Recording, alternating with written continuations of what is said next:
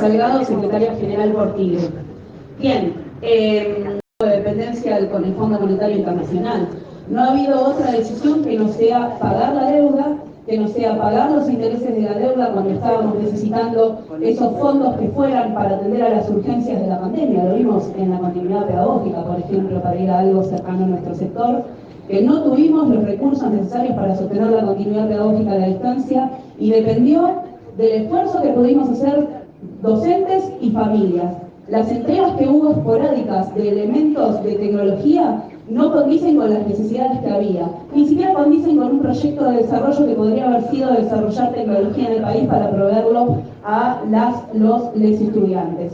Ahora, este año, donde debiera haber entrega de tecnología en el distrito donde estoy, hasta ahora solamente recibimos algunas tablets, algunas escuelas primarias, en la disputa que tienen proselitista los distintos sectores. Por ejemplo, las tablets las entrega el ministro de Economía con su señora, que es la directora de AISA, por un lado haciendo actos proselitistas usando las escuelas, y por otro lado estamos a la espera todavía de las entregas de algunas netbooks en algunas escuelas, porque todavía no han llegado todas y solamente es, por ejemplo, en algunas escuelas para segundo año de secundaria y para otras escuelas para cuarto año. Las entregas anteriores que hubo fueron en el 2020, algunas escuelas y solamente para cuarto año. Es el marco que hay ahora, es el marco que tenemos. Arreglate con lo que haya, los esfuerzos posibles te dicen hacer, pero mientras tanto el presupuesto no está para las urgencias que hay, porque las urgencias son muchas. Y la definición es, o se paga la deuda o se pone la plata en las necesidades del pueblo. El objetivo está en pagar la deuda y lo vemos en todos los ajustes y en toda la falta de presupuesto que hay y en todas las urgentes necesidades.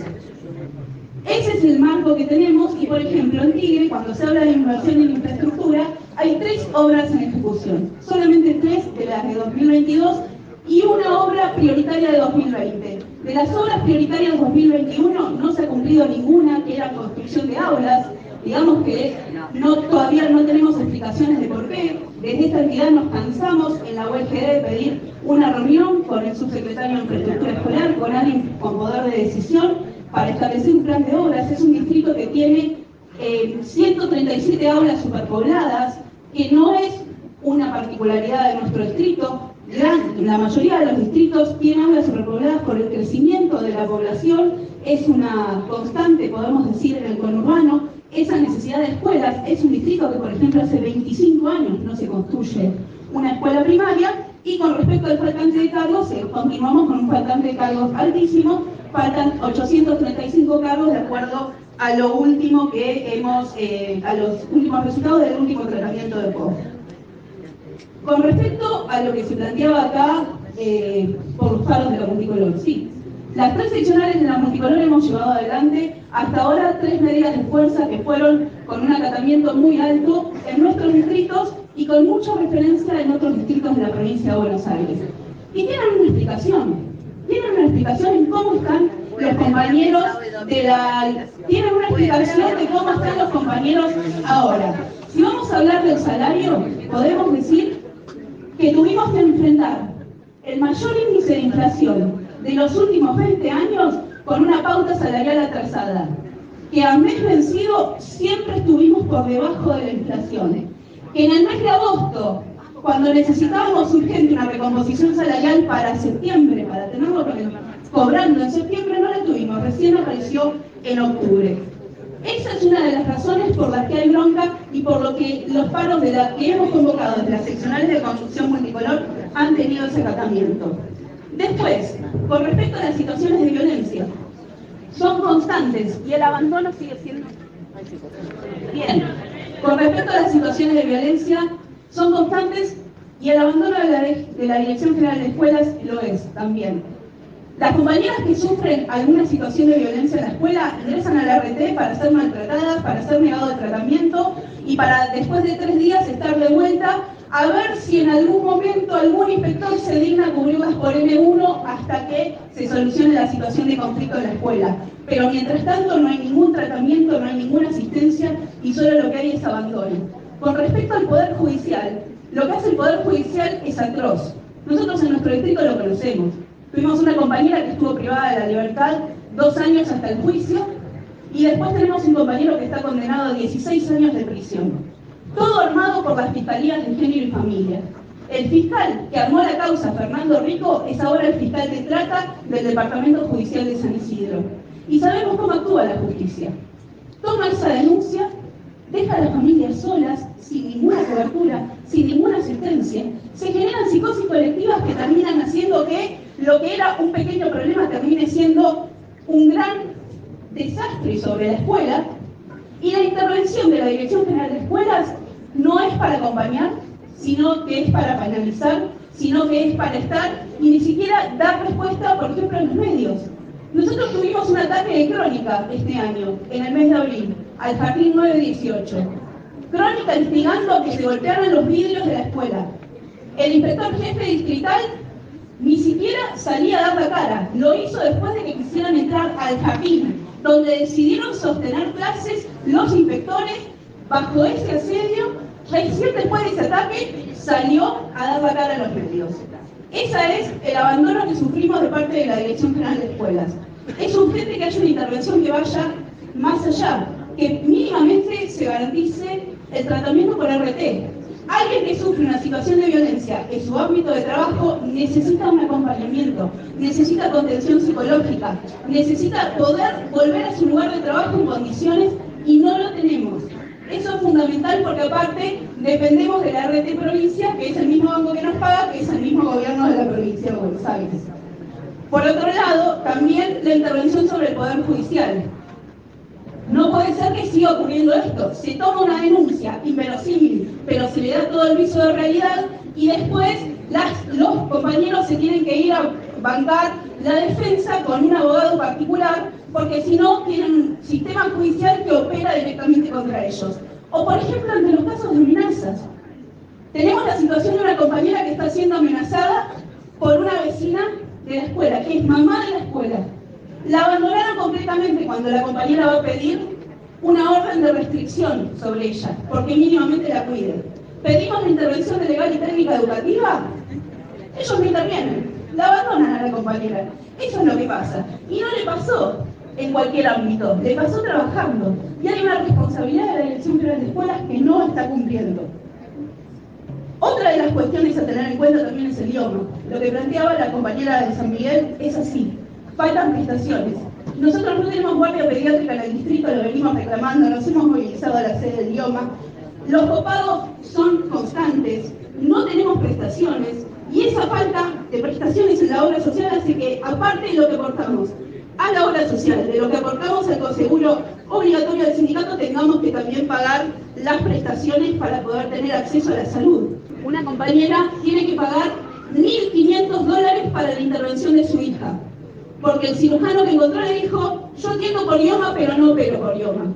Penando a ver si puede encontrar algún cirujano para operar a su hija. Tuvimos que movilizarnos a la sede del idioma con un compañero y su hija, porque no conseguía la operación que se iba a hacer en un hospital público. Se la negaban y los papeles y las trabas estaban dentro del idioma. Eso es lo que está pasando. Y después, con respecto a la discusión sobre el convenio colectivo. Nosotros, compañeros, sobre el convenio colectivo debemos decir primero que las condiciones para lograr un convenio que sea lo más favorable tienen que ser desarrollando una relación de fuerza favorable, desarrollando la discusión en la base, que no es lo que está sucediendo ahora. Ahora, por ejemplo, SUTEBA es el sindicato más importante de la provincia de Buenos Aires. No hubo una instancia de discusión que convocara el SUTEBA a debatir sobre la implementación de la quinta hora.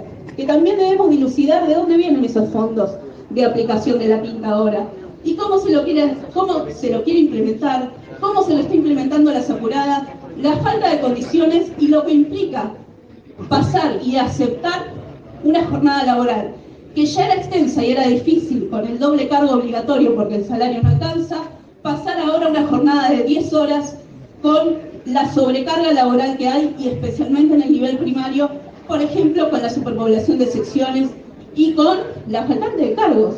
Desde 2005 estamos esperando los preceptores de primaria, porque cuando hablamos de convenio colectivo tenemos que hablar de nuestras condiciones de trabajo y que el Estado cumpla con las cuestiones mínimas que están establecidas en la ley.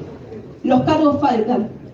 En nuestro distrito faltan 835 cargos, pero en otros distritos también faltan, la sobrecarga laboral es muy grande, la falta de espacios es muy grande y ahí vamos a la inversión en infraestructura. La inversión en infraestructura no alcanza para cubrir las necesidades. En el distrito de Tigre ni siquiera no es que alcance, no están invirtiendo nada. 3 obras de 45 necesarias es nada, una obra prioritaria de 2020 es nada, y ninguna de las cumplidas, de las que debían hacer de 2021 a 2022. Entonces, ¿vamos a un convenio colectivo sin relación de fuerzas, sin lucha, solamente porque tenemos un gobierno que a evaluación de la conducción es un gobierno benevolente? No. Ir a un convenio colectivo, ir a una discusión colectiva, es organizar la fuerza colectivamente. Se gana cuando tenemos fuerza, se gana cuando estamos organizados. No se gana cuando nos convocan de vez en cuando a debatir sobre todo lo que tiene que ver con nuestra tarea. Y por último, decir que hay demandas que están incumplidas, hay avances sobre el estatuto que son graves y son peligrosos. La precarización laboral existe. Se puede decir que no, se puede tratar de taparlas, que en el estatuto están los programas, pero es precarización laboral. Que haya habido compañeros que perdieron la fuente laboral al 15 de julio y se quedaron sin sustento, cuando tenemos un gobierno que nunca invirtió tanto en educación, no se condice. Compañeros que tuvieron que penar para acceder a una fuente de trabajo. Compañeros que están en una condición inferior al resto, cuando en la docencia no había diferencias. Eras provisional, eras suplente o eras titular, pero no tenías una condición distinta, como tienen los compañeros de los planes precarizados. Y eso, esta entidad gremial debiera haberlo discutido mínimamente. No lo hicimos y se impone la precarización laboral. Y sabemos lo que pasa, que si lo está imponiendo este gobierno, el que viene, si tiene otro signo, va a utilizar ese campo para seguir adelante. Eso es lo que ocurre. Otra de las cuestiones es el avasallamiento de los derechos estatutarios, no solo con la precarización laboral, los actos públicos, la pérdida de presencialidad en los actos públicos, lo que generó. Y no es una demanda a la vuelta a los actos públicos presenciales para que haya transparencia en las designaciones y para que haya celeridad en las designaciones. No es buscando extender las coberturas cortas como lo vamos a solucionar, es teniendo coberturas reales y efectivas como existían hasta el año de la pandemia y que después no volvieron a la normalidad, a la presencialidad, y ahí tenemos un montón de problemas para las coberturas, y esos problemas en la cobertura también generan dificultades hacia dentro de las escuelas, situaciones de violencia que se han dado porque no hay maestros designados, por ejemplo. Y sobre las licencias, no solo reclamos, están recortando las licencias médicas, cambian los encuadres, es un problema, las juntas médicas están rechazando a compañeros que tienen patologías y no tenemos respuestas, y lo que sufren son los compañeros que tienen que decidir o volver al cargo enfermos o perder parte de su salario. Esas son las condiciones en las que estamos trabajando y esas son las razones por lo que los paros de la multicolor son importantes, compañeros. Tal vez debiéramos evaluar conjuntamente, y nosotros desde Tigre hemos votado en repetidas oportunidades la convocatoria de asambleas para decidir medidas a seguir ante esta situación. Sobre la propuesta salarial, la moción de Tigre es el rechazo porque así se han expresado las asambleas y plenarios de delegados que hemos hecho y hemos evaluado las propuestas.